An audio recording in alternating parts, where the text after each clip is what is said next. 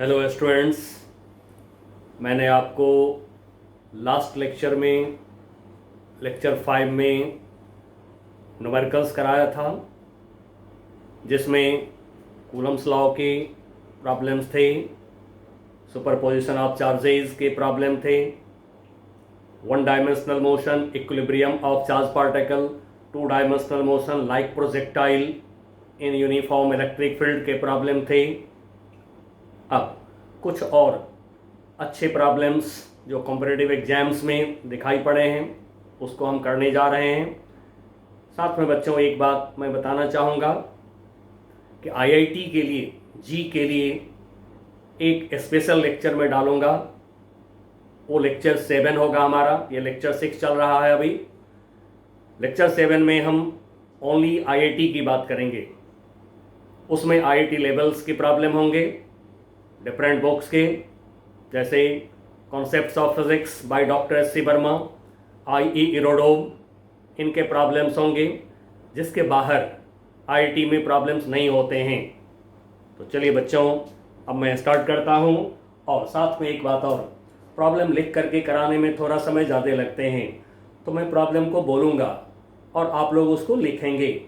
जो डेटा होगा वो मैं बोर्ड पे लिखा करूँगा, जिससे कि आपको कोई दिक्कत ना हो। चलिए मैं लेता हूं प्रॉब्लम। अब ये प्रॉब्लम हमारा है, charge Q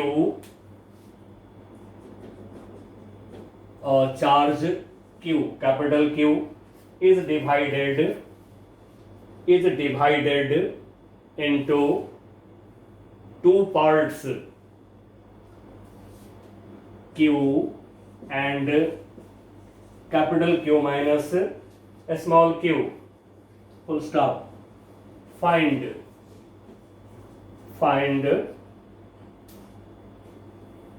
magnitude of each part for force between them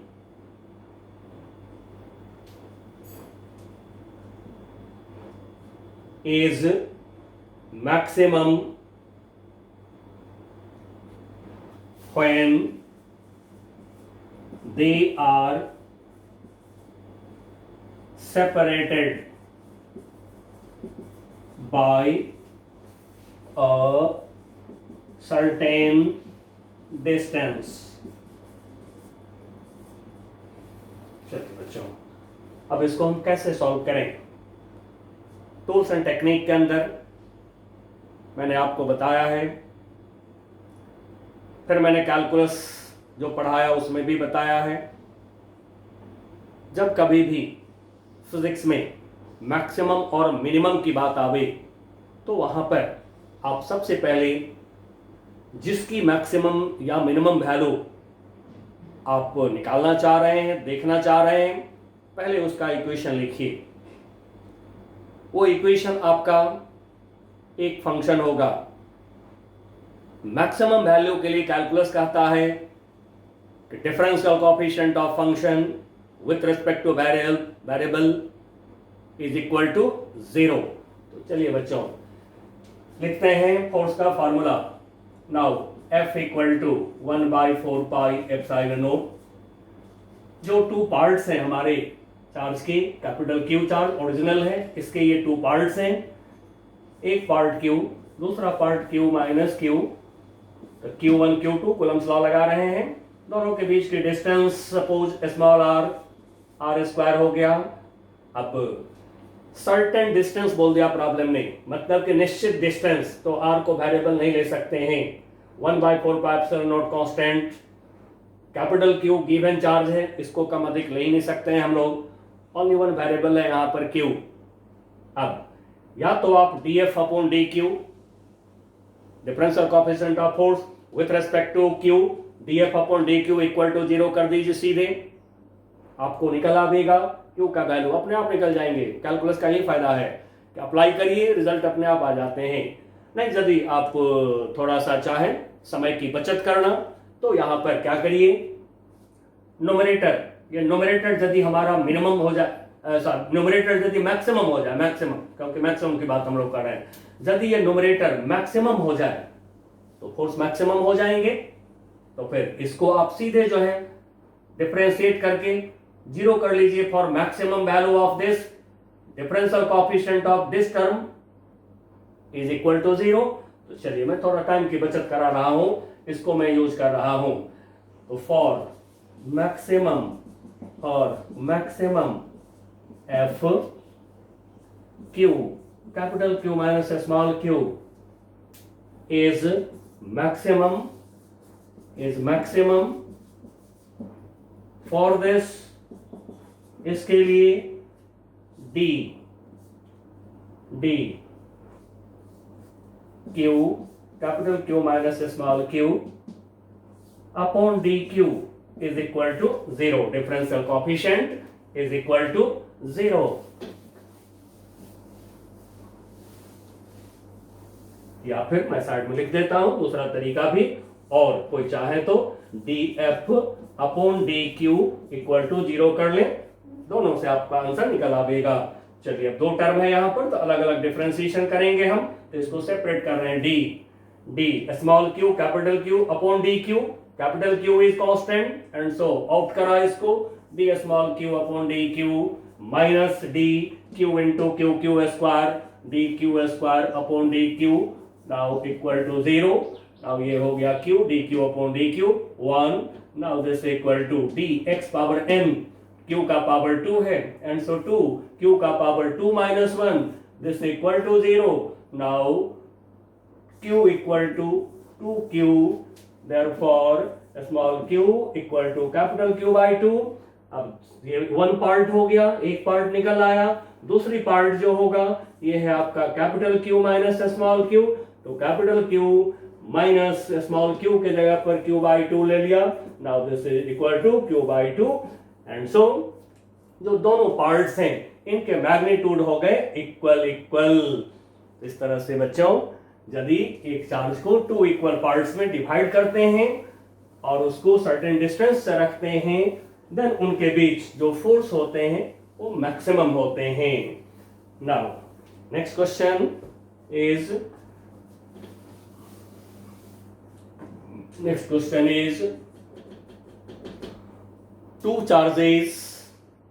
two point charges Q and Q are separated by a certain distance R, and a third charge Q is kept at the midpoint of the straight line joining two charges Q and Q. Full stop. What is magnitude and sign of capital Q so that the system of three charges is in equilibrium. Full stop. चलिए बच्चों solve करते हैं। अब इसका जो figure है वो ले लेंगे हम।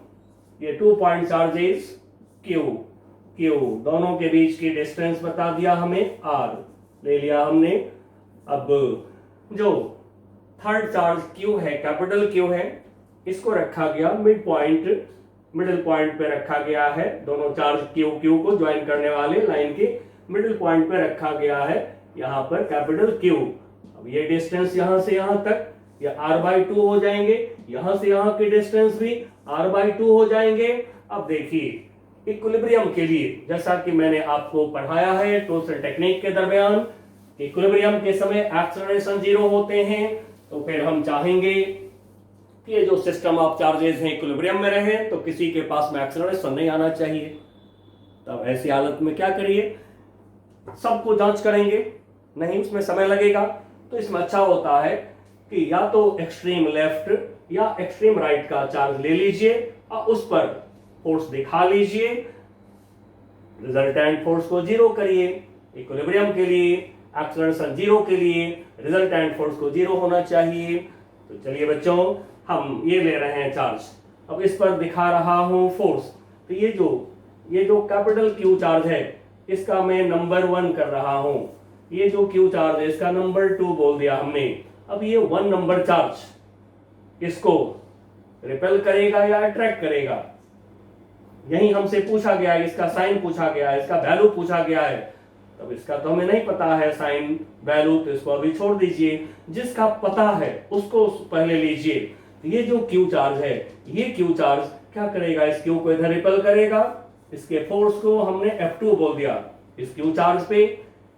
इस क्यू चार्ज का जो टू चार्ज का जो रिपल्सन फोर्स है F2 बोल दिया। अब देखिए डेफिनेटली जो है इसको नेगेटिव लेंगे आप, तभी ये क्या करेगा, इस क्यू को ट्रैक करेगा, तो अपोजिट फोर्स होगा। जब तक टू फोर्स अपोजिट नहीं होगा, माइनस नहीं होगा तो फोर्स जीरो भी नहीं होगा, एक्सेलरेशन जीरो भी नहीं होंगे। And so definitely this should be negative. यदि ये नेगेटिव हो जाए तो इस क्यू को क्या करेगा, ये अपनी तरफ अट्रैक्ट करेगा। अब इसके फोर्स को F1 बोल दिया हमने।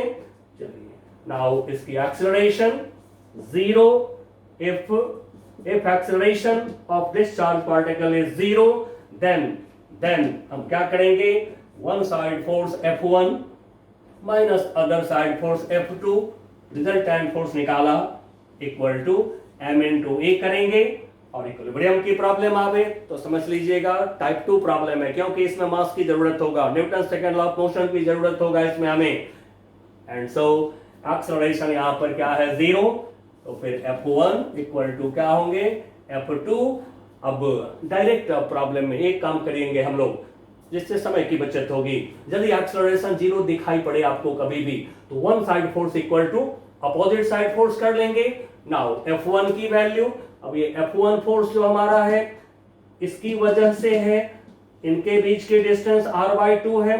And so 1/4 pi epsilon naught, one charge Q, other charge is capital Q।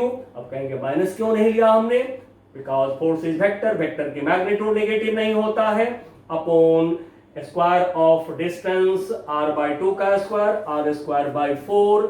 Now F2 equal to 1/4 pi epsilon naught. अब F2 फोर्स दोनों स्मॉल q के बीच हैं, and so Q into Q, Q1 Q2 upon distance between them is r²। Now 1/4 pi epsilon not cancel, small q से small q cancel, r² से ये r² cancel. अब देखिए कि ये चला गया न्यूमरेटर में, तो 4 capital Q equal to small q। Now capital Q is equal to small q by 4, और साथ में नेगेटिव हमें पता चल गया है, तो साइड में लिख दें नेगेटिव, या फिर कोई ऐसे लिख सकते हैं इसको, q equal to minus q by 4। चलिए बच्चों, तो ये equilibrium of system of charge particle हमने देख लिया। Equilibrium of one charge particle in uniform electric field देखा था। अब equilibrium of system of charge particle को देख लिए। दो ही तरह का आपको प्रॉब्लम कभी मिलेगा। इक्विलिब्रियम का प्रॉब्लम इस तरह से मैं फिक्स कर दूंगा कि इस टाइप से बाहर नहीं जाएगा प्रॉब्लम, आप उतना ही में सोचिएगा अपने बुक में। नाउ अब हम ले रहे हैं सर्कुलर मोशन की बात जो हमने आपसे करा था। अब सर्कुलर मोशन की प्रॉब्लम मैं ले रहा हूं। अब ये प्रॉब्लम कहां से ले रहा हूं, सोर्स मैं बता देता हूं। ये प्रॉब्लम मैं ले रहा हूं concepts of physics by doctor H.C. Verma, वहां से ले रहा हूं प्रॉब्लम। इसमें प्रॉब्लम नंबर हमारा है 18 एंड 19, बट बहुत बड़ा लैंग्वेज है तो इसको थोड़ा सा मैंने छोटा कर दिया है। चलिए तो ये मैं ले रहा हूं, चलिए लिखिए तो, in ground state of hydrogen atom and electron revolves in first circular orbit of radius 0.53 angstrom. इसको क्या पढ़ते हैं? Angstrom.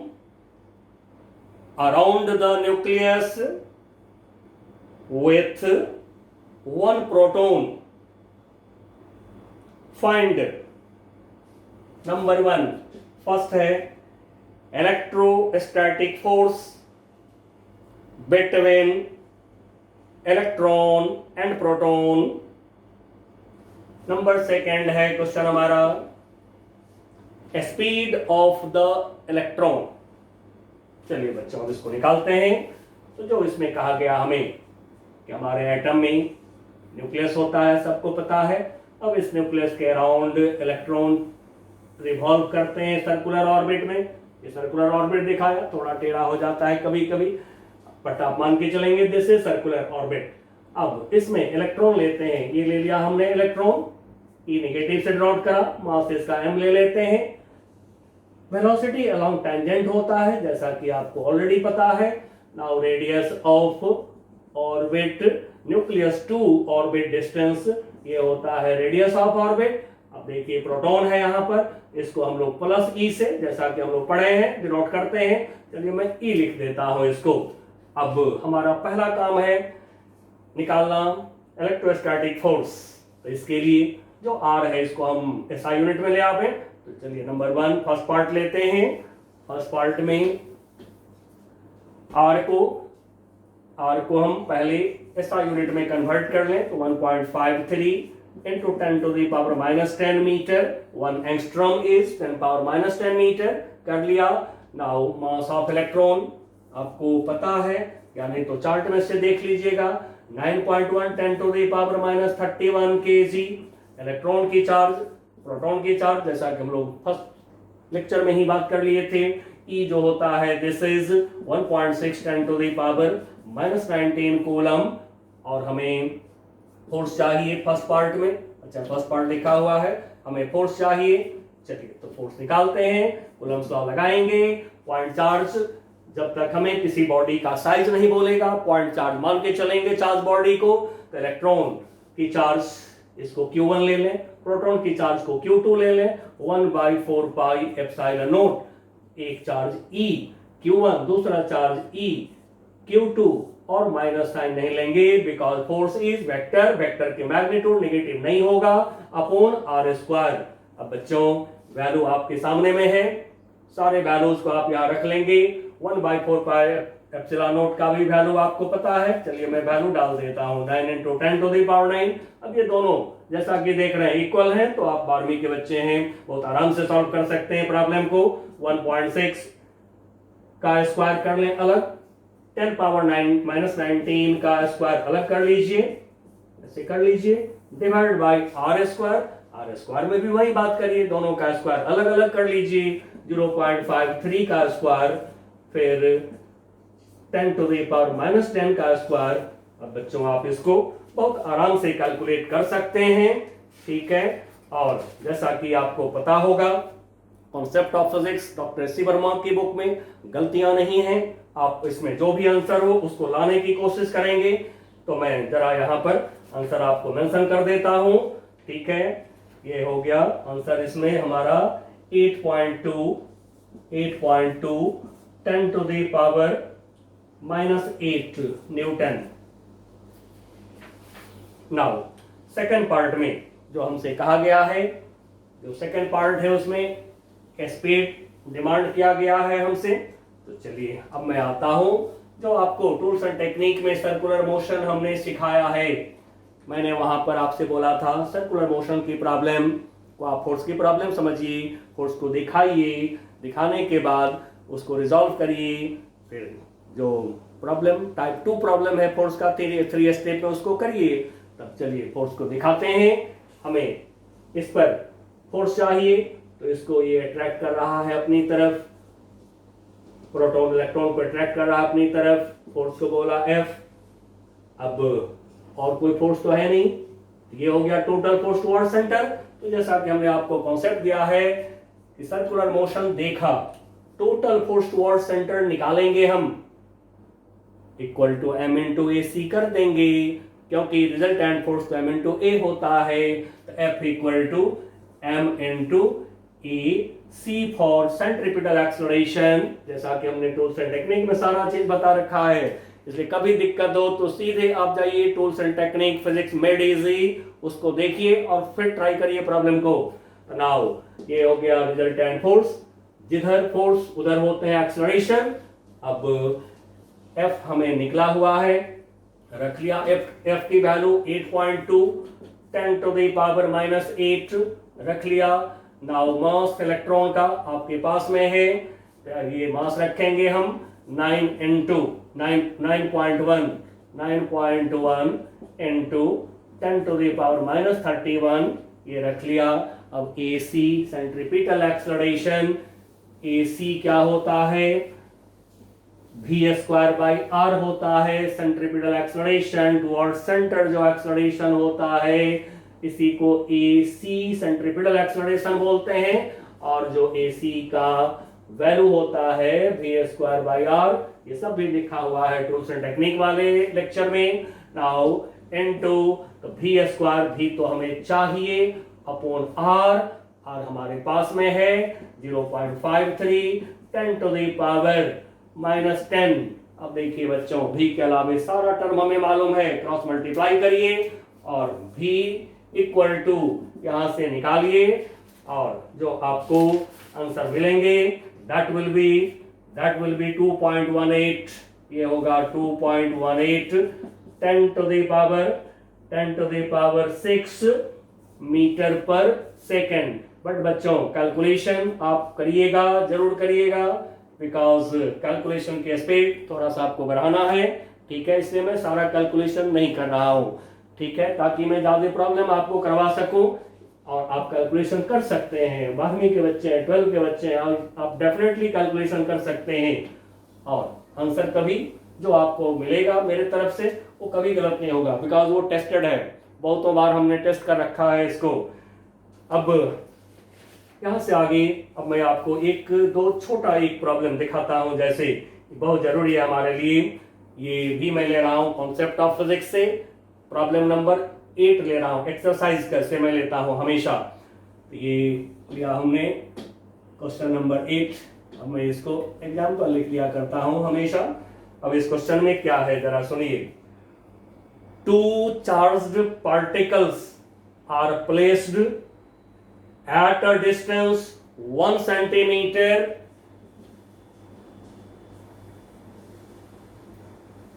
apart, 1 centimeter apart. What is the minimum possible magnitude of the electric force acting on each charge? अब हमसे मांगा गया है force, ये नहीं बताया गया है कि दोनों बॉडी पे कितने चार्ज हैं। अब हम फोर्स कैसे निकालें, सोचना होगा। तो कभी भी कोई प्रॉब्लम देख के डरिएगा नहीं, जिनके पास में कॉन्सेप्ट होता है फिजिक्स की प्रॉब्लम उनके लिए बहुत आसान होते हैं, तो आपके पास में फुल कॉन्सेप्ट है। अब सोचते हैं कि हमें फोर्स चाहिए, फोर्स का फॉर्मूला लिखते हैं, F equal to 1/4 pi epsilon naught Q1 Q2 upon R², ये लिखा हमने। अब हमें इसमें फोर्स चाहिए, ये हमें मालूम है, Q1 Q2 नहीं मालूम है, बट देखिए प्रॉब्लम में हमेशा एक क्लू दिया होता है उसको सॉल्व करने के लिए। ये बच्चों आपको क्लियरली बता देता हूं, बहुत बच्चे प्रॉब्लम से घबराते हैं, नहीं बिल्कुल नहीं घबराइएगा। हर प्रॉब्लम में इक्वेशन बनाने का क्लू होता है, पक्का होता है, ये ध्यान रखिएगा। उस क्लू को पकड़िए, इक्वेशन बनाइए, उसका सोल्यूशन कर लीजिए। तो क्या क्लू है यहां पर देखिए, फोर्स में बोल दिया कि मिनिमम फोर्स दे दिया क्लू। अब मिनिमम फोर्स आर का वैल्यू दे दिया, हम इसको तो चेंज नहीं करेंगे, 1/4 कांस्टेंट है, इसको भी नहीं चेंज कर सकते हैं, बट इस प्रोडक्ट को तो हम मिनिमम ले सकते हैं।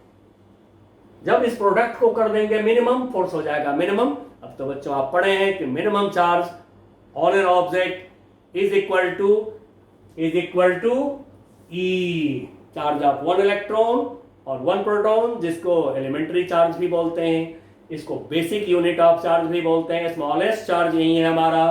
तो मिल गया क्लू, हमें रख लेते हैं 1/4 pi epsilon naught E into E upon R square. अब देखिए वैल्यूज आपको मालूम है, 9 into 10 to the power 9, E का वैल्यू भी मालूम है आपको, तो ई स्क्वायर मैं कर देता हूं, ई के जगह पर 1.6 10 टू द पावर -19 का square upon R square. R is 1 centimetre, आप इसको मीटर में कन्वर्ट कर लीजिए, तो this is 1 into 10 to the power -2 metre. अब इसको रख लीजिए, 1 into 10 to the power -2 metre, square है, स्क्वायर कर दीजिए। और जैसा कि मैंने आपको सिखाया है, कैलकुलेशन करने के समय सारे 10 को एक जगह इकट्ठा करिए, बिना 10 वाले नंबर को अलग जगह कलेक्ट करिए। 9 इंटू 1.6 का स्क्वायर, 1.6 का स्क्वायर कर लिया। नाउ इंटू 10 की पावर 9 कर लिया। नाउ 10 की पावर -19 इंटू 2, 10 की पावर -38, पावर मल्टीप्लाई करते हैं, 10 पावर -2 इंटू 2, ये हो गया 10 की पावर -4। अब बच्चों आराम से इसको एक जगह कैलकुलेट कर लीजिए, फिर इसको जो है एक जगह कैलकुलेट कर लीजिए, ठीक है। आसानी से जो है हमारा आंसर निकल आवेगा। अब ये आंसर हमारे पास में कितना आएगा वो मैं लिख रहा हूं, 2.3 इंटू 10 की पावर -24 न्यूटन। कैलकुलेट करके चेक कर लीजिएगा, ठीक है। अब थोड़ी सी आंसर के लिए एक बात बोलूंगा, आंसर को थोड़ा राउंड ऑफ भी कर लिया करिएगा। यदि देखिएगा आंसर नहीं मिल रहा है तो हड़बड़ाइए नहीं, उसको थोड़ा राउंड ऑफ कर लीजिए, राउंड ऑफ करके आंसर देखिएगा, पक्का मिल जाएगा, कोई दिक्कत नहीं आवेगा।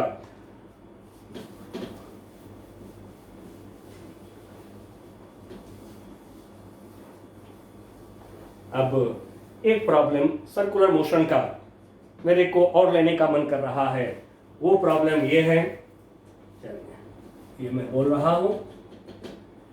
प्रॉब्लम हमारा है, लिखिए, 2 point charges plus Q and plus Q R situated at a distance r and force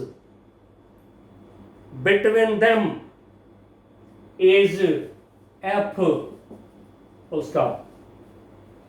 If one charge is at rest and other moves around the former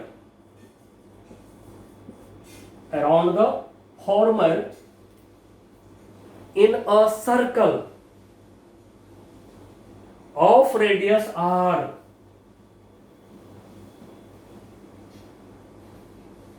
then what is work done by the force F।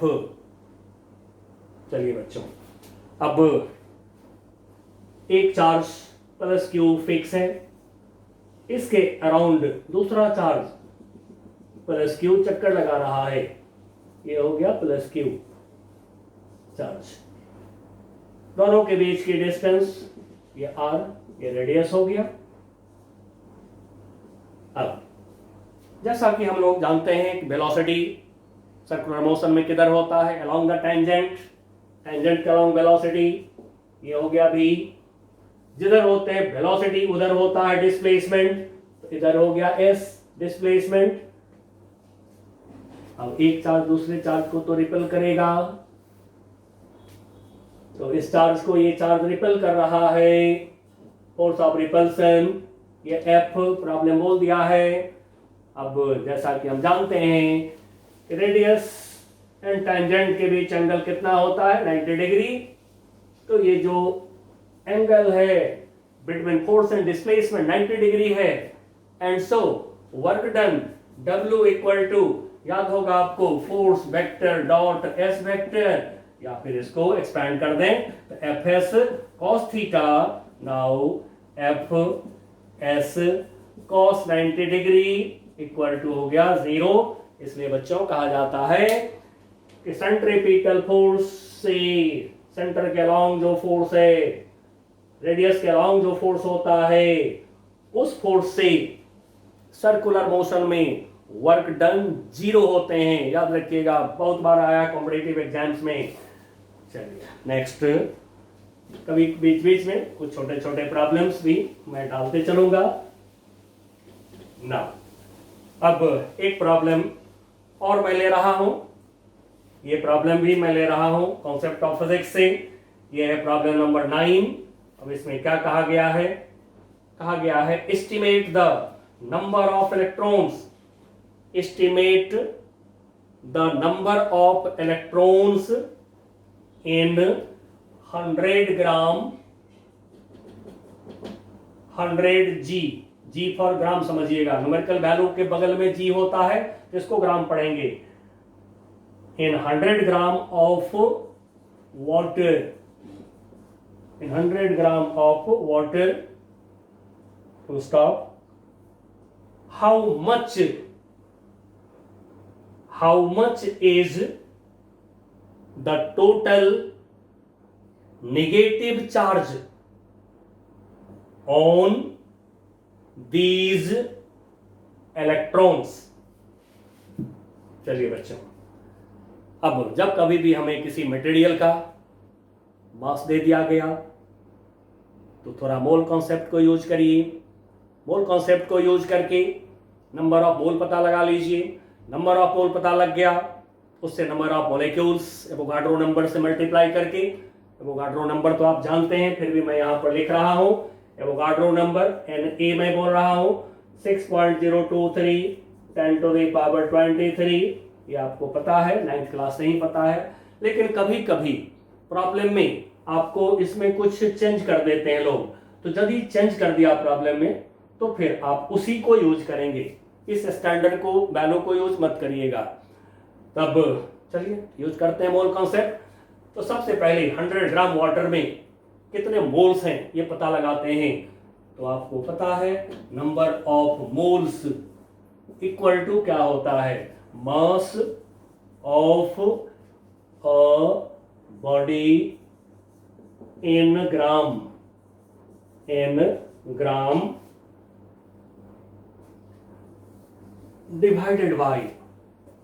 divided by molar mass of material of the body। जैसे आपको already पता है copper के लिए atomic mass आपको पता है क्या होता है 63.5 U। अब कॉपर का मोलर मास क्या होगा, तो मोलर मास कॉपर का 63.5 ग्राम, बस यही है मोलर मास। वाटर का मोलेकुलर मास H2O, वाटर का मोलेकुलर मास 2 हाइड्रोजन 1 ऑक्सीजन, आपको पता है ऑलरेडी। H का एटॉमिक मास 1 लेते हैं, ठीक है। ऐसे तो 1 पॉइंट डेसिमल में फ्रैक्शनल में होते हैं, लेकिन प्रॉब्लम करने के समय फिजिक्स है, इसमें राउंड ऑफ आप करिए। तो 1 हाइड्रोजन का 1, 2 हाइड्रोजन 2 हो गया, ऑक्सीजन का एटॉमिक मास 16, तो ये हो गया 18 U। अब इसका मोलर मास, वाटर का molar mass equal to water की मोलर मास 18 U के जगह पर ग्राम लिख लिया। चलिए, तो नंबर ऑफ मोल्स हम निकालते हैं। मास ऑफ बॉडी यानी कि मास ऑफ वाटर, ये हमारे पास है 100 ग्राम। मास ऑफ बॉडी इन ग्राम लिया, डिवाइड बाय मोलर मास 18। अब सॉल्यूशन करेंगे बाद में, नंबर ऑफ मोल्स निकल गया। अब इतने मोल्स में कितने मोलिक्यूल्स हैं वो पता लगा लीजिए। एवोगाड्रो नंबर को यूज करिए। तो एवोगाड्रो नंबर कहता है 1 mole has 6.023 10 to the power 23 molecules. नहीं, यदि एलिमेंट होगा तो आप यहां एटम्स लिख लीजिएगा। यदि कॉपर होता तो हम लिखते 1 mole has 6.023 10 to the power 23 atoms लिखते हम यहां पर। अब इतने मोल में कितने होंगे मोलिक्यूल्स? यूनिटरी रूल, 1 के बाद मल्टीप्लाई करना होता है 100/18 मोल हैज 6.023 10 to the power 23 और मल्टीप्लाई लेंगे 100/18 मोलिक्यूल्स। चलिए, अब नंबर ऑफ मोलिक्यूल्स ये जो निकला है इसको मैं n सपोज कर रहा हूं। n equal to 6.023 10 to the power 23 यहां से 2, तो इसको मैं 25 कर देता हूं अपॉन 18 इतने नंबर ऑफ मोलिक्यूल्स हो गया। मोलिक्यूल्स। अब 1 मोलिक्यूल में कितने इलेक्ट्रॉन्स हैं ये पता लगा लीजिए। ठीक है, 1 मोलिक्यूल में कितने इलेक्ट्रॉन्स हैं? तो देखिए H2O हाइड्रोजन में 2 इलेक्ट्रॉन, एटॉमिक नंबर हाइड्रोजन का 1, तो फिर इसमें 2 इलेक्ट्रॉन 2 प्रोटॉन, एक हाइड्रोजन में, ये हो गया 2 इलेक्ट्रॉन। ऑक्सीजन का एटॉमिक नंबर 8, तो ऑक्सीजन के पास में हो गए 8 इलेक्ट्रॉन्स। तो जो H2O मॉलिक्यूल है इसमें 10 इलेक्ट्रॉन्स हैं। अब देखिए 1 मोलिक्यूल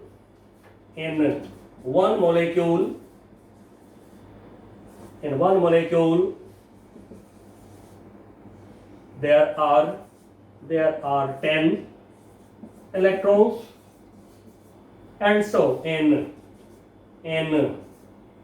अब इतने मोलिक्यूल्स n मैं लिख रहा हूं यहां पर, n molecules there are 10 into n electrons. अब देखिए इलेक्ट्रॉन्स का नंबर मिल गया आपको, नंबर ऑफ इलेक्ट्रॉन्स मिल गए। अब इसको मैं कैपिटल N सपोज कर देता हूं। Capital N number of electrons ये हो गया 10n।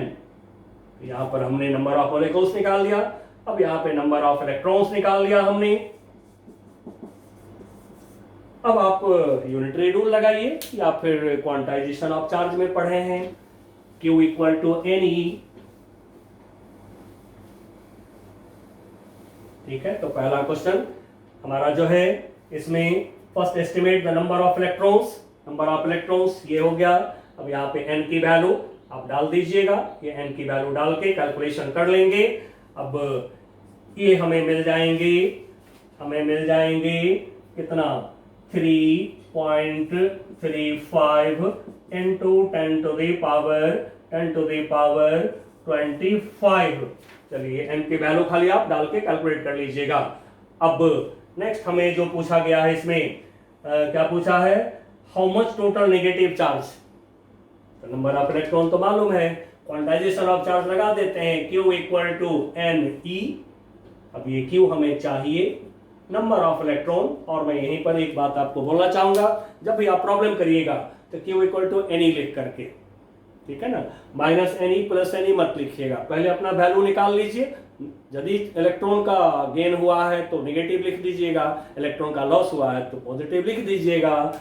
तो अब n हमें मालूम है 3.35 10 to the power 25। E electron की चार्ज मालूम है 1.6 10 to the power -19 कूलम। अब आप इसको कैलकुलेट कर दीजिए। कैलकुलेट करने के बाद ये मिलेंगे आपको 5.35 into 10 to the power 6 coulomb. चलिए बच्चों, ये क्वांटाइजेशन से रिलेटेड एक प्रॉब्लम मैंने ले लिया आपके सामने। अब लेते हैं सस्पेंडेड बॉल की प्रॉब्लम। सस्पेंडेड बॉल की प्रॉब्लम बहुत इंपॉर्टेंट होता है। तो सस्पेंडेड बॉल की प्रॉब्लम को हम कैसे सॉल्व करें, ठीक है, बोर्ड से लेके कंपटीशन तक ये आता रहता है। तो इसमें मैं ले रहा हूं question number 22 concepts of physics से। मैं ले रहा हूं क्वेश्चन नंबर 22। अब इसमें क्या बोला गया है लिखिए, या फिर आपके पास बुक है तो देखिए। Two identical balls each having a charge of 2 × 10⁻⁻7 coulomb, 2 × 10⁻⁻7 coulomb and mass 100 gram, mass 100 gram, 100 gram are suspended from a common point by 2 insulating strings, by 2 insulating strings, each 50 centimeter long, each 50 centimeter long, 50 centimeter long, full stop. The balls are held at a separation, the balls are held at a separation 5 centimeter apart. Separation को मैं r assume कर दे रहा हूं 5 centimetre. चलिए फिर एक बार repeat दे रहा हूं लैंग्वेज को। The balls are held at a separation 5 centimetre apart and then released, full stop. Find number E the electric force on one of the charged ball. B, the components of the resultant force on it along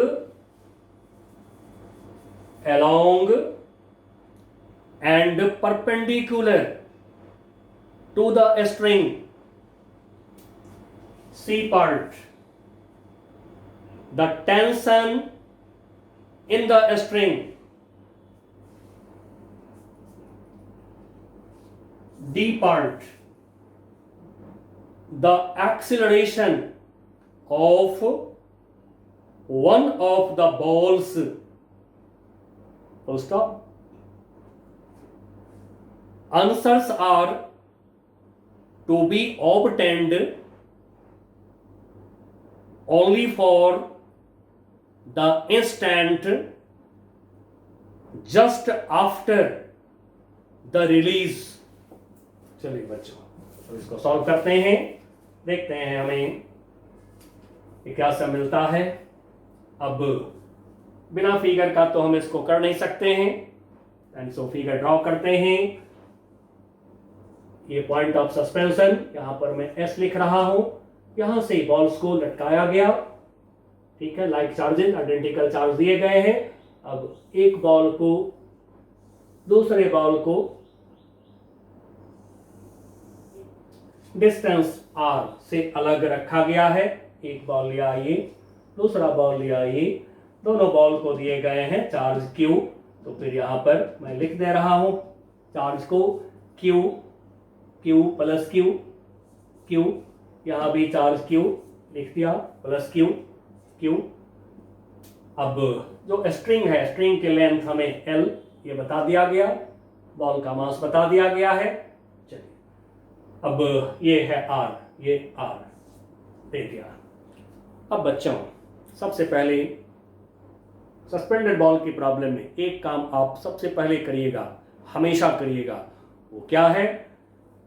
तो बस यहां से perpendicular आप draw कर लीजिए, हमेशा draw कर लीजिए। चलिए तो इसको ड्रॉ करते हैं। अब परपेंडिकुलर बेस पर ये ड्रॉ कर लिया हमने परपेंडिकुलर। अब ये जो परपेंडिकुलर ड्रॉ किया हमने यहाँ पर, अब यहाँ पर मैं कुछ नाम दे रहा हूं। यहाँ पर मैं कुछ लिख रहा हूं, यहां पर ए लिख दिया आपने। अब हमारा जो काम है यहां पर, सबसे पहला काम है इलेक्ट्रिक फोर्स निकालना। दोनों आइडेंटिकल है तो या तो इस पे निकाल लीजिए या इस पे निकाल लीजिए। चलिए मैं इसको पसंद कर रहा हूं। अब इसको ये चार्ज क्या करेगा, ऐसे रिपेल करेगा, रिपेल कर दिया। जो इलेक्ट्रिक फोर्स है इसको Fe बोल लिए। Now Fe equal to 1/4πε0, one charge Q other charge Q upon दोनों के बीच की डिस्टेंस r²। अब रखते हैं वैल्यू 9 × 10⁹ Q × Q Q² तो 2 का स्क्वायर, अलग करिए 10⁻⁻7 का स्क्वायर, अलग करिए अपॉन r²। अब देखिए r सेंटीमीटर में है तो सेंटीमीटर में यूज मत करिए, SI में यूज करना है आपको। तो पहले इसको हम मीटर में कन्वर्ट कर रहे हैं, 5 × 10⁻² मीटर। अब आप यहां रख लीजिए 5 × 10⁻² मीटर। अब इसको आप स्क्वायर कर लीजिए। अब बच्चों कैलकुलेशन के लिए जैसा कि मैं आपको बोला हूं, कैलकुलेशन आप आराम से करते रहिए। नाउ अब इसमें जो हमें रिजल्ट मिलेगा 0.144 न्यूटन, इसको कैलकुलेट करिए, ये रिजल्ट आएगा। अब नेक्स्ट पार्ट में, बी पार्ट में हमसे मांगा गया है, क्या मांगा गया है, तो बोला है the components of resultant force on it along and perpendicular to a string। जो रिजल्टेंट फोर्स है इस पर, उसका कंपोनेंट यानी कि Rx और Ry, जो हमने रिजल्टेंट ऑफ वेक्टर के समय बोला था रिजल्टेंट को R लिखे, x component Rx, y component Ry, तो कह रहा है स्ट्रिंग के अलोंग रिजल्टेंट फोर्स का कंपोनेंट बताइए, perpendicular to string resultant force का कंपोनेंट बताइए। तो कोई बात नहीं, जैसा कि मैं आपको बताया हूं कि फिजिक्स में एक्सिस का नाम तो आपको रखना है, आप इसको x ले लें या y ले लें, इस पे परपेंडिकुलर को x ले लें, y ले लें, आपकी मर्जी है। चलिए मैं इसको ले रहा हूं x axis, positive x axis, इधर तो इधर निगेटिव हो जाएंगे। अब इस पे परपेंडिकुलर ऐसे ये लिया हमने,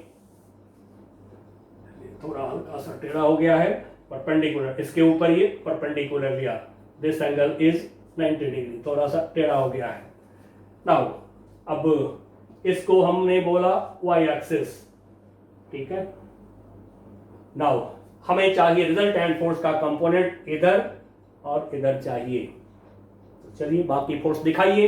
तो बॉडी का वेट, इसका वेट mg, स्ट्रिंग में टेंशन T। अब बच्चों tension is pulling force of a string. Tension जो होता है कि जब कोई स्ट्रिंग स्ट्रेच होता है तो अपनी तरफ पुल करता है जिस फोर्स से किसी बॉडी को, उसको कहते हैं टेंशन। तो tension is pulling force of a string, ऊपर के तरफ T दिखा लिया। तो कितने फोर्स आए हमारे पास, Fe किसने लगाया, Q ने, mg किसने लगाया, अर्थ ने, T टेंशन किसने लगाया, स्ट्रिंग ने। और बच्चों फोर्स दिखाने के समय कभी भी फोर्स को इमेजिनरी नहीं करेंगे, सूडो नहीं करेंगे फोर्स। और यदि आपने सुना हुआ है सूडो फोर्स का नाम, तो सूडो का मतलब होता है इमेजिनरी, इमेजिनरी फोर्स नहीं होता है। कभी आप सोच लीजिए टेबल पर कोई बुक रखा हुआ है, मन ही मन सोच लीजिए कि बुक पर ऊपर की तरफ फोर्स लग रहा है, तब तो बुक को उड़ जाना चाहिए था ऊपर, बट ऐसा तो होता नहीं है। क्यों नहीं होता है, force is not imaginary, force imaginary नहीं है। अब आप जो सूडो फोर्स का नाम सुने हैं, मैं इस पर बात करूंगा आगे चल के। Pseudo force is a technique of physics to solve problem, but pseudo force नहीं होता है, ये गठ बांध लीजिएगा मेरे तरफ से। नाउ अब रिजोल्यूशन करना है हमें, तो फिर रिजोल्यूशन करने के लिए अब हम कोई भी एक एंगल सपोज कर लें, लेकिन जो मैंने आपको ये बोला है कि ये लाइन ड्रॉ करने के लिए, परपेंडिकुलर ड्रॉ करने के लिए क्यों बोला है, तो आप एक काम हमेशा करिएगा कि परपेंडिकुलर ड्रॉ करके सस्पेंडेड बॉल की प्रॉब्लम में एक एंगल को थीटा ले लीजिए, हमेशा लीजिए, दूसरे एंगल को भी थीटा ले लीजिए। और यहीं पर अब मैं बोलूंगा, जो SHM के समय हमने स्मॉल एंगल की बात करी थी, प्रैक्टिकली एंगल थीटा या कहिए 2 theta is very very small, बहुत छोटा है। आगे मैं बात करूंगा प्रैक्टिकली आपसे ये चार्जेस जो होते हैं बॉडीज पर ये बहुत कम होते हैं, एंड सो ये सेपरेशन भी बहुत कम है। कभी जरूरत पड़ेगा तो हम आर को भी नेग्लेक्ट कर सकते हैं, आर को हम फेंक सकते हैं जरूरत पड़ने पर। अब कहेंगे जरूरत पड़ने पर का मतलब क्या है, प्रॉब्लम सॉल्व कर रहे हैं, अननोन ज्यादा है, अननोन हट नहीं पा रहा है, सोल्यूशन आ नहीं रहा है, तो देख लीजिए यदि कोई डिस्टेंस बहुत छोटा डिस्टेंस आपके प्रॉब्लम के अंदर आया हुआ है तो उसको फेंकिए, हटाइए उसको, सोल्यूशन हो जाएगा। अब थोड़ा मैं साइड में लिख रहा हूं कि theta is very small, very small का मतलब थीटा लेस देन 20 डिग्री। ऐसी हालत में sine theta is equal to theta, tan theta is equal to theta, लेकिन रेडियन में, थीटा रेडियन में जब आप लेंगे तो तब जो है sine theta equal to theta, tan theta equal to theta and cos theta equal to 1। बिल्कुल ये टिप्स पे रखिएगा। ऐसे तो टूल्स एंड टेक्निक के समय, एसएचएम पढ़ाने के समय मैंने ये हिंट कर दिया था, फिर भी याद दिला दिया हूं। अब इस बात को ध्यान में रखते हुए तो हम आगे बढ़ रहे हैं।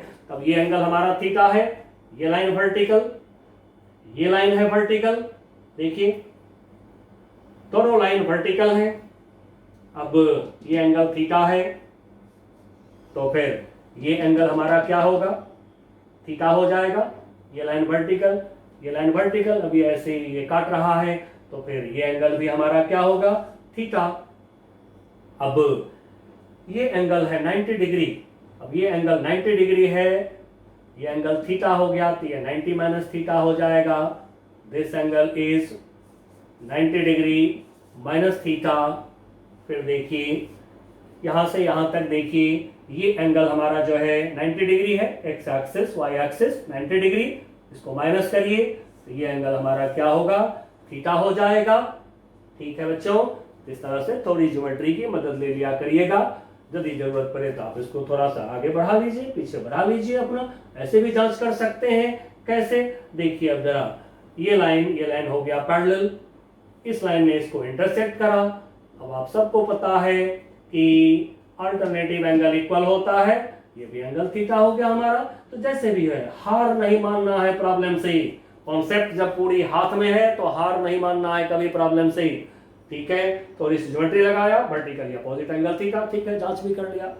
अब रिजोल्यूशन करते हैं। रिजोल्यूशन जो करना है इसमें बोल दिया है, नहीं बोलता यदि प्रॉब्लम में तो तब जो मैंने आपको बोला है कि फोर्स दिखाने का रिजोल्यूशन करेंगे along line of motion perpendicular to line of motion. तो दो बॉडी ऐसे रिपल किया है, लाइन ऑफ मोशन तो ये हो गया, perpendicular to line of motion ये हो गया। यदि इसमें हमें नहीं पूछा होता कि आप इधर और इधर निकालो रिजल्टेंट, तब तो हम रिजोल्यूशन इस लाइन के अलोंग करेंगे हम, ध्यान रखिएगा।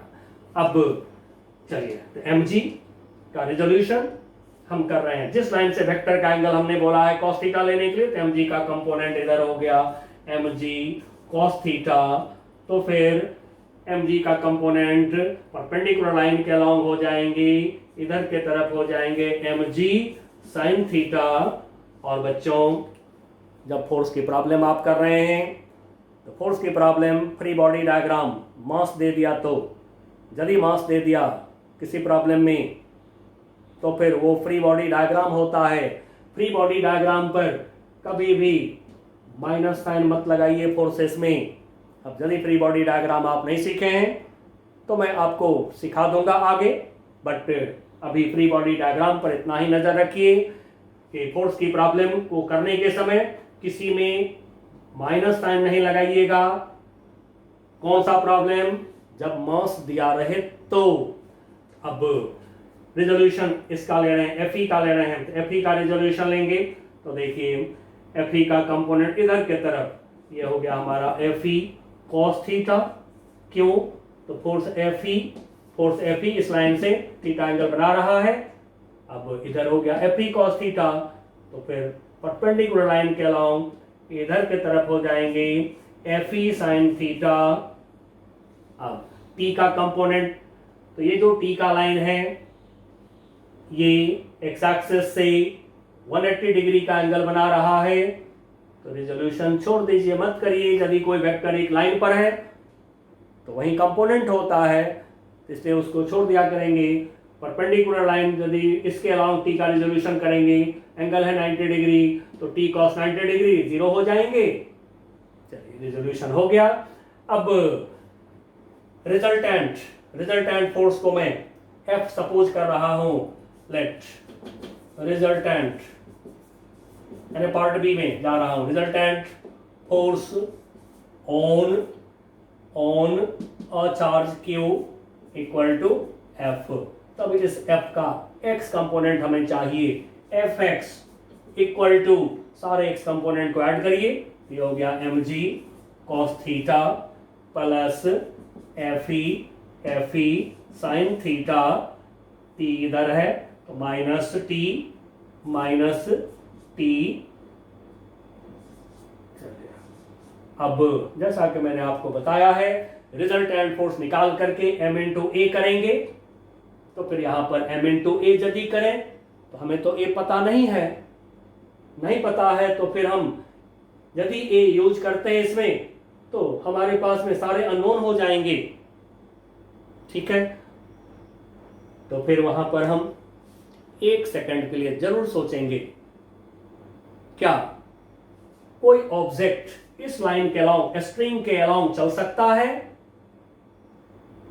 नहीं, जब स्ट्रिंग टूटेगा तभी कोई नीचे जाएगा, और ऊपर तो कोई स्ट्रिंग ऐसे खींचता नहीं है किसी को, तो इस लाइन के अलाउंग ऑब्जेक्ट आपका चल नहीं सकता है। एंड सो इस लाइन के अलाउंग एक्सेलरेशन 0 है। मैं लिख देता हूं, इस लाइन के अलाउंग एक्सेलरेशन है 0। तो फिर बच्चों इक्वल टू m इंटू ए, यदि यहां पर कोई करते हैं a0 तो 0 हो गया। तो यही हमें मांगा था कि x कंपोनेंट, रिजल्टेंट का x कंपोनेंट बताओ, ये निकल गया 0, एक आंसर निकल गया। अब परपेंडिकुलर के अलोंग, इस लाइन के अलोंग हमें चाहिए रिजल्टेंट फोर्स। अब थोड़ी सी इस इक्वेशन को आप ऐसा करिए, इसको इक्वेशन नंबर 1 सपोज कर लीजिए, इसको इक्वेशन नंबर 1 जरूरत पड़ सकता है आगे, तो फिर हम यूज कर लेंगे। नाउ परपेंडिकुलर टू स्ट्रिंग पे परपेंडिकुलर के along y component y axis के अलोंग, तो इसको fy लिख रहे हैं। fy equal to upward force fe cos theta, downward force minus mg sin theta, minus mg sin theta. Now this is equal to fe का value निकल चुका है 0.144, ये वैल्यू निकल चुका है fe का फर्स्ट पार्ट में, पार्ट ए में। अब cos थीटा के जगह पर, अब जैसा कि बच्चों एंगल छोटा है, cos थीटा को 1 ले लीजिए, तो cos थीटा के जगह पर 1 ले लिया, माइनस m, अब ये m ग्राम में है तो इसको किलोग्राम में कन्वर्ट करिए, 100 10 to the power -3 kilogram. Now this equal to, solve कर दें तो 10 पावर -1 kg हो गया।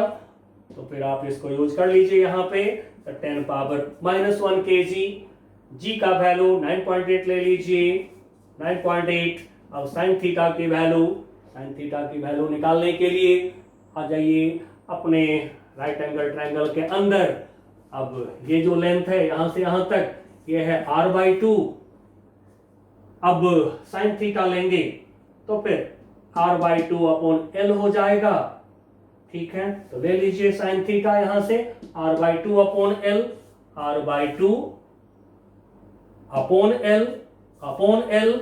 अब बच्चों थोड़ी जगह आप छोड़ के रख लीजिए। अब जैसा कि देख रहे हैं यहाँ पर r आपको मालूम है, ठीक है, l आपको मालूम है। आप चाहें तो रेशियो है तो आप 5/50 सेंटीमीटर भी कर लीजिए, रेशियो में कोई जरूरी नहीं कि एसआई में कन्वर्ट करें हम, यूनिट कैंसिल हो जाएंगे। अब इसको आप यहां पर रखिए। नाउ यू विल गेट कितना, चलिए तो देखते हैं कितना आता है।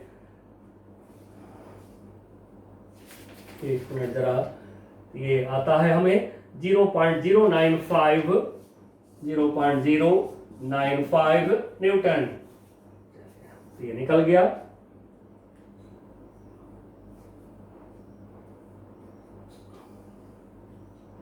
नाउ fx fy दोनों निकल चुके हैं।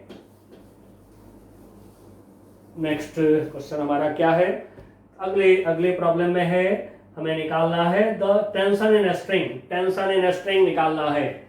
चलिए तो देखते हैं इस इक्वेशन में, एफ एक्स वाली इक्वेशन को देखिए। अब इसमें टेंशन है, ओके, और दिस इज इक्वल टू 0 भी है, मैंने मिटा दिया है यहाँ पर 0, बट एफ एक्स क्या मिला है 0, तो दिस इक्वल टू 0 यूज कर लीजिए। तो पार्ट सी में M G cos theta plus F E sine theta minus T equal to 0 because F X is 0। अब यहां से t निकल जाएगा हमें, t equal to M G cos theta plus F E sine theta. तो फिर अब यहां से हम लोग निकाल लें t का वैल्यू। अब मैं वैल्यू डालता हूं यहां पे, तो वैल्यू एम जी, एम मास कितना है 10 पावर -1, जी 9.8, कॉस थीटा की वैल्यू फिर वही 1 ले लेंगे, 1 ले लिया। नाउ एफ ई की वैल्यू 0.144, एफ ई का वैल्यू आ रखा है। साइन थीटा की वैल्यू फिर वही साइन थीटा इक्वल टू जैसे अभी निकाले थे एफ वाई में, साइन थीटा की वैल्यू r/2 अपॉन l, तो साइन थीटा की वैल्यू r/2 अपॉन l। अब इन सारे का वैल्यू पुट कर दीजिए, आपको निकल जाएगा टेंशन इन स्ट्रिंग। अब टेंशन इन स्ट्रिंग जो आ रहा है वो हमारा कितना आ रहा है, टेंशन इन स्ट्रिंग ये आ रहा है 0.986 न्यूटन। तो बच्चों सी पार्ट हो गया, ठीक है। अब हम आ रहे हैं डी पार्ट में। तो डी पार्ट में क्या है, हमसे पूछा गया है, पार्ट डी में पूछा गया है, क्या पूछा गया है, डी पार्ट में है the acceleration of one of the ball, दोनों बॉल में से किसी का एक्सेलरेशन। तो बच्चों इधर के तरफ तो जैसा कि हमने देखा, इधर के तरफ तो एक्सेलरेशन है ही नहीं, तो फिर अब इधर हो सकता है एक्सेलरेशन, क्योंकि इस लाइन के अलोंग आपको रिजल्टेंट मिला हुआ है। तो resultant force equal to m into a कर लीजिए, इस लाइन के अलोंग एक्सेलरेशन मिल जाएगा बॉल का। तो फिर अलोंग y एक्सिस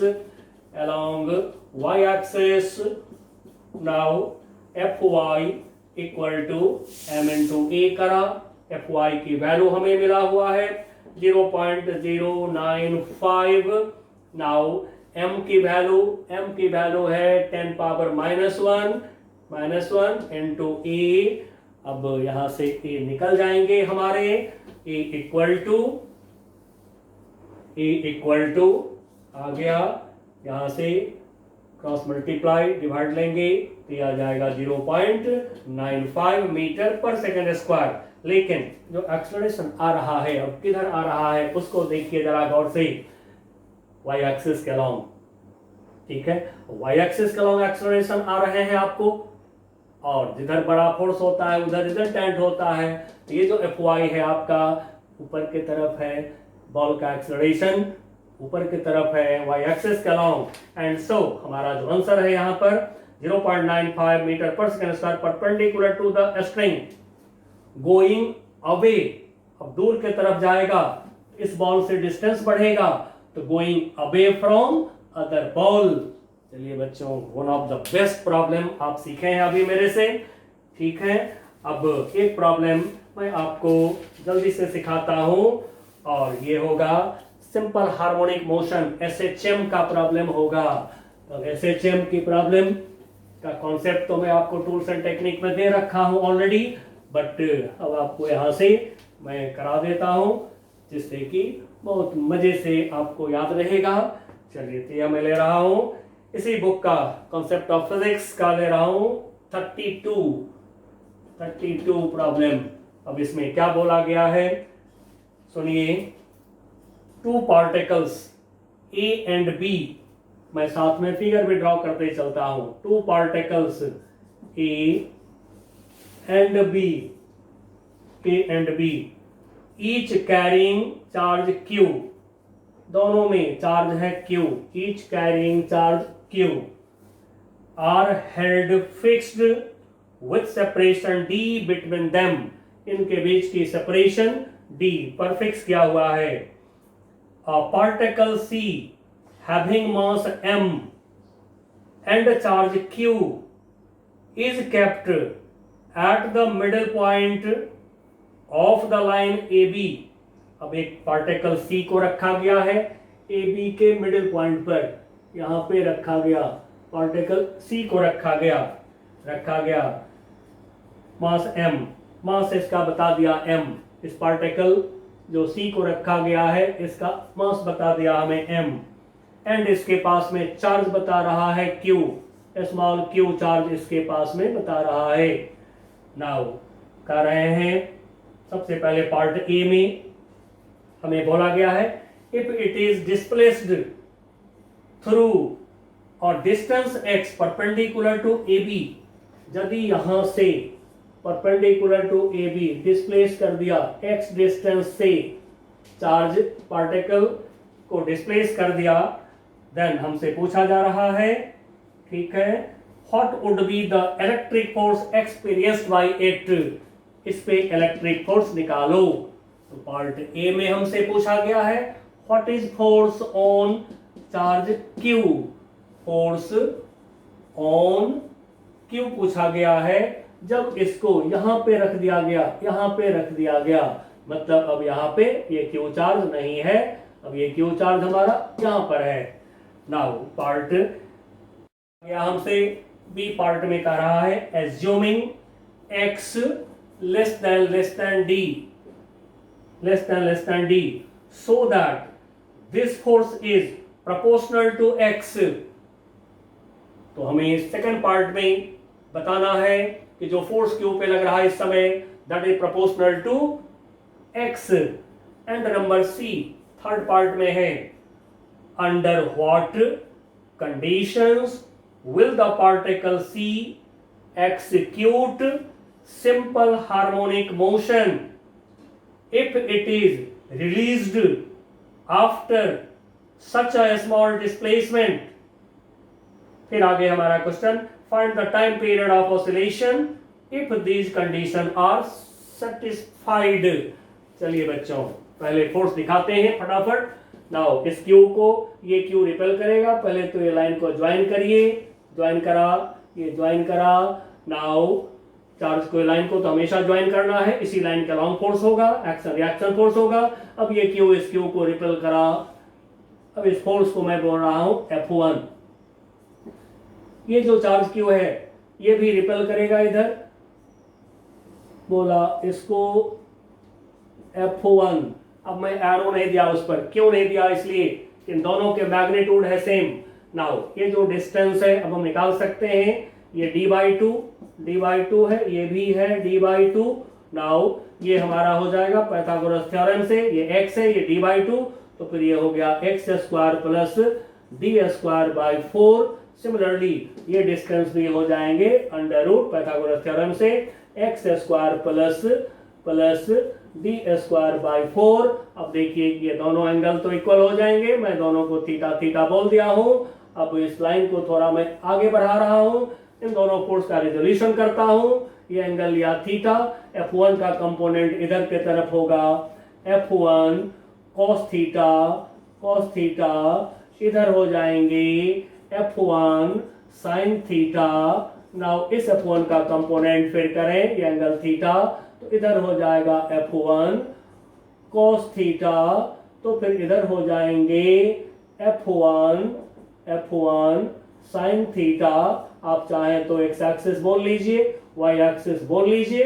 अब वैल्यू निकालते हैं, तो वैल्यू निकालते हैं F1 equal to 1/4 pi epsilon naught, one charge capital Q, other charge small q, तो capital Q small q upon distance का स्क्वायर, ये हो गया हमारा x² plus d²/4।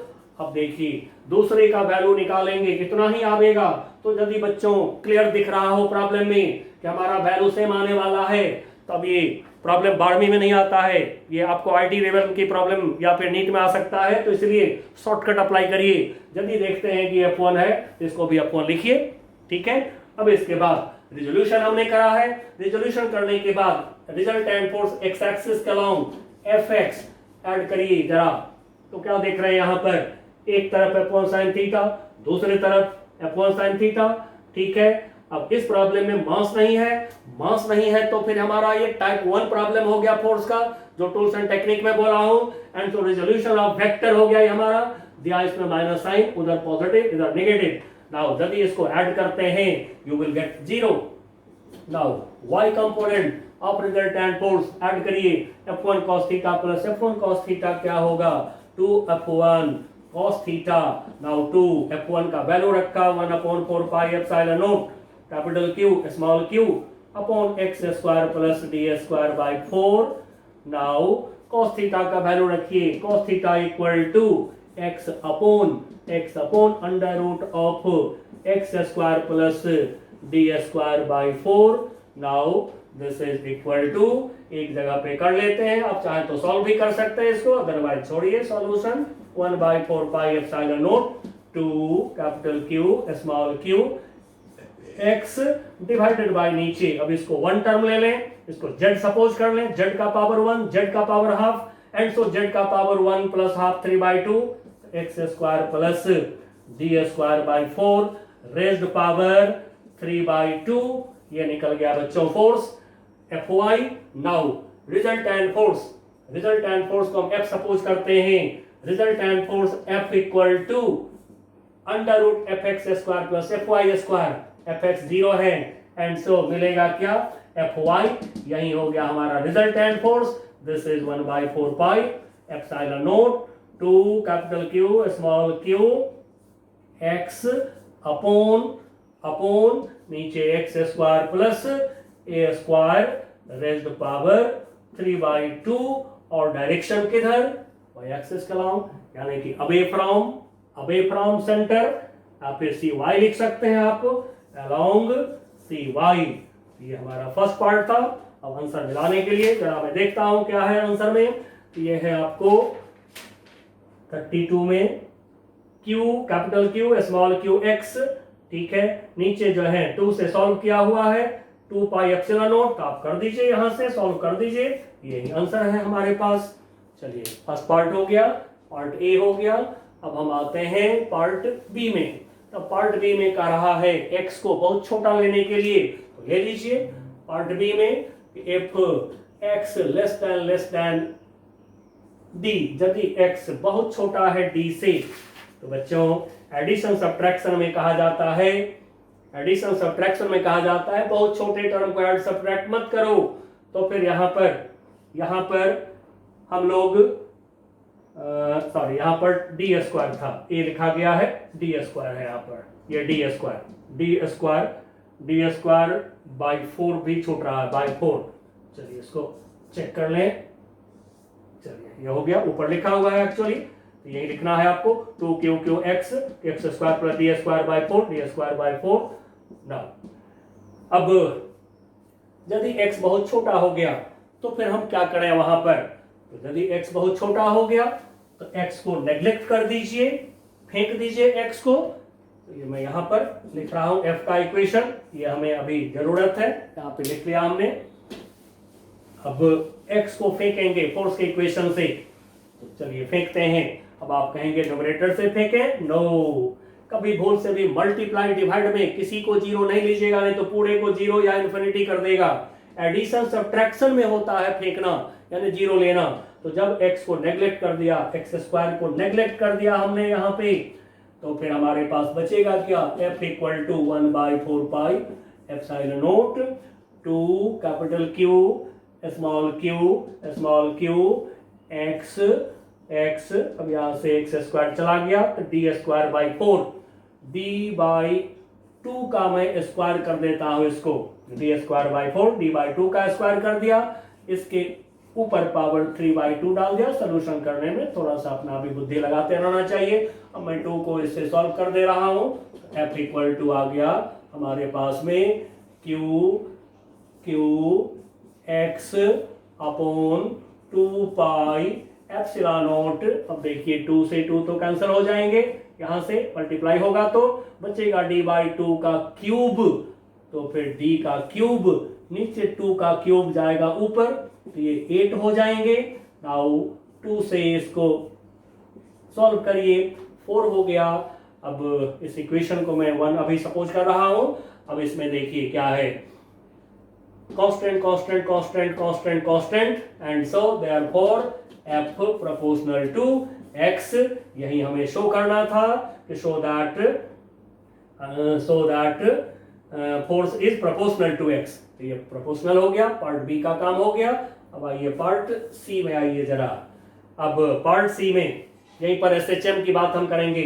Under what condition will particle C execute SHM? सबसे पहली बात तो कोई जहां पर रेस्ट में होता है, इक्विलिब्रियम पोजीशन उसको बोलते हैं। तो यहां था चार्ज पार्टिकल, ये क्यों यहां पर रेस्ट में था, ये है equilibrium position of this charge particle, और equilibrium position is mean position. अब यदि हम यहां पर माइनस क्यू ले लें, अब मैं दूसरा फिगर कर देता हूं ताकि आप समझेंगे अच्छे से। ये है ए बी और पॉइंट सी, यहाँ पे जो क्यू चार्ज है, फिगर छोटा थोड़ा मैं ले रहा हूं। अब ये जो क्यू चार्ज है यहाँ पे, बट इसको माइनस क्यू सपोज करिए। ये डिस्प्लेसमेंट एक्स, ये डिस्प्लेसमेंट एक्स स्मॉल, ठीक है, ये स्मॉल डिस्प्लेसमेंट एक्स जो अभी किए हैं, ये मान के चलेंगे हम लोग, ये मानेंगे हम लोग।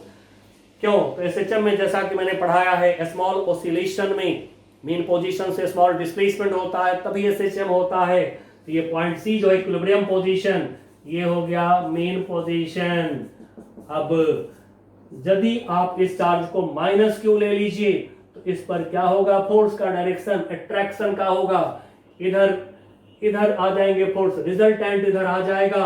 अब इस फोर्स को मैं F बोल देता हूं, वैल्यू तो निकला हुआ है। तो चलिए F Q is negative, then F equal to, अब इसको मैं लिख रहा हूं इक्वेशन 1 से।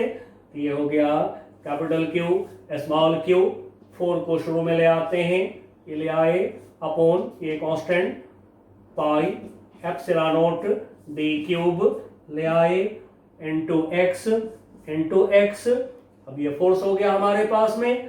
अब हम यहां से एक्सेलरेशन निकाल लेते हैं। तो फिर acceleration E equal to force by mass, तो 4 capital Q small q upon pi epsilon naught d cube into m into x। अब बच्चों जब हम एक्सेलरेशन पे आ गए, जिधर फोर्स उधर एक्सेलरेशन, देखिए acceleration towards mean position, acceleration जो है towards mean position, displacement always from लेते हैं मेन पोजीशन, तो डिस्प्लेसमेंट के अपोजिट एक्सेलरेशन, एंड सो यहां पर दिया नेगेटिव साइन। अब एक्सेलरेशन के इक्वेशन को, जो SHM में इक्वेशन होता है एक्सेलरेशन का, उससे कंपेयर करिए, देखिए कि सेम इक्वेशन आया कि नहीं आया है। तो फिर यहाँ पर नेगेटिव साइन का जवाब दिया हमने, acceleration is in opposite direction of displacement from mean position, या फिर यहीं पर कोई कह दे कि negative sign shows direction of acceleration is towards mean position, वो भी सही है। तो फिर अब इसको मैं इक्वेशन नंबर 2 सपोज कर रहा हूं। Now in SHM acceleration E is minus omega square x, जो मैंने बोला था बच्चों, याद रखिएगा। अब आप कंपेयर करिए, acceleration negative, constant displacement, compare करके आप सीधे बोलिए both equations are similar, and so the charge minus q will be in SHM। तो फिर minus q charge is in SHM। अब आपको निकालना है टाइम पीरियड या एंगुलर फ्रीक्वेंसी, तो फिर ओमेगा स्क्वायर के जगह पर जो है निकाल लीजिए, ओमेगा को 2π/t कर दीजिए, टाइम पीरियड निकल जाएगा। ऐसे मैंने आपको डायरेक्ट फॉर्मूला वहां पर निकाल दिया है टूल्स एंड टेक्निक में टाइम पीरियड का। Time period t equal to 2π under root displacement upon acceleration. तो फिर यहाँ पर डाल दीजिए सीधे वैल्यू निकाल के, यहाँ पर x अपॉन a कर लीजिए। अब आप a को इधर ले आइए, माइनस साइन हटा दीजिएगा क्योंकि टाइम नॉट नेगेटिव, a को इधर ले गए, x अपॉन a हो जाएगा। तो फिर ये आ जाएगा 2 pi under root of pi epsilon naught D cube M upon 4 capital Q small Q. देखिए टाइम पीरियड निकल गया। अब इसको हो सकता है कि आंसर में आप जो देखेंगे तो कहीं आपको आंसर मैच ना करे, तो थोड़ा सा इसको सॉल्व करना पड़ेगा। सॉल्व करके मैच करिएगा आंसर। चलिए इसको अंदर ले जाते हैं और आंसर आपको मिला देते हैं। जब आप इसको अंदर कर देंगे, इसके भीतर ले जाएंगे 2 पाई को, तो क्या होगा under root of 4 pi square अंदर ले गए into pi epsilon naught D cube M upon 4 capital Q small Q. अब देखिए 4 से 4 कैंसिल हो जाएंगे। नाउ हमारा जो आंसर आ गया है this will be pi cube epsilon naught D cube M upon capital Q small Q raised power half. Root का मतलब पावर हाफ। अब यही आंसर है आपके पास M pi cube epsilon naught D cube upon capital Q small Q. चलिए बच्चों, हमने आपको SHM भी सिखा दिया है। बहुत बच्चे 11 में नहीं पढ़ पाते हैं, ऑसिलेशन वेव्स वो भी सिखा दिया हूं। मजे से प्रॉब्लम करिए। और अब मैं आपको एक क्लास स्पेशली IIT के लिए प्रॉब्लम के लिए लगाऊंगा, जिसमें कि कॉन्सेप्ट ऑफ फिजिक्स के साथ साथ IE इरोडोव के प्रॉब्लम्स मैं उसमें कराऊंगा। तब तक के लिए बच्चों बाय बाय।